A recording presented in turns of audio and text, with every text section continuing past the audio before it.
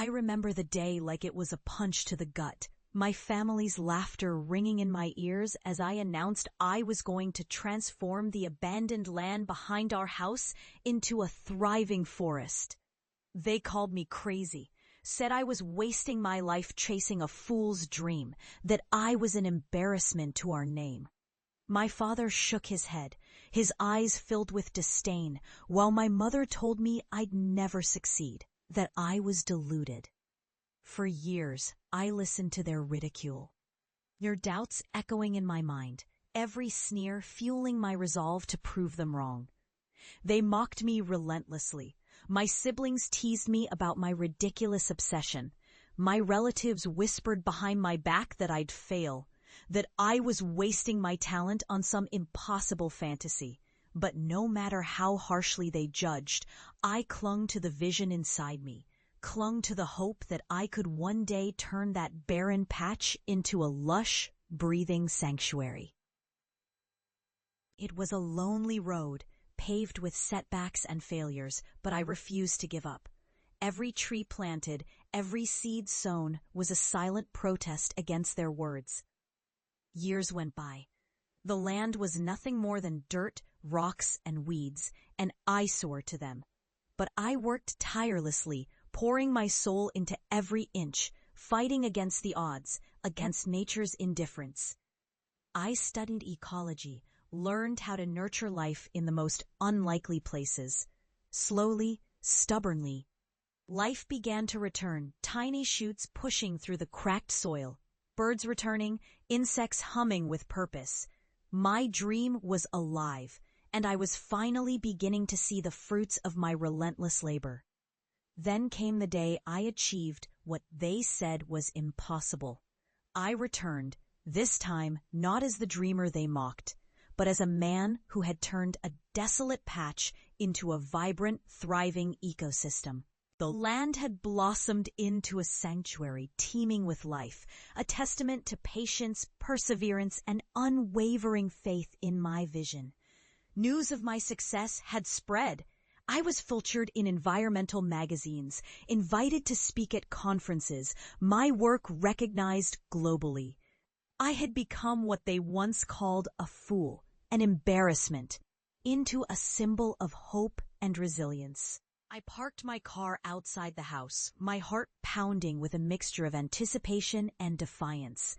As I stepped onto the porch, I saw them, my family, standing at the window, their eyes wide, mouths ajar, faces frozen in disbelief. They had heard of my success, but nothing prepared them for the reality of it. This thriving testament to my unwavering belief and effort. My father looked up, his face a mask of shock and something else.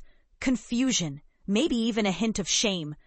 My mother's eyes welled with tears, and I saw the flicker of regret in her gaze, the unspoken acknowledgement that they had doubted me, dismissed me, mocked my dreams. Their faces told the story of a lifetime of judgments, now confronted with undeniable proof that I was not the fool they had painted me to be.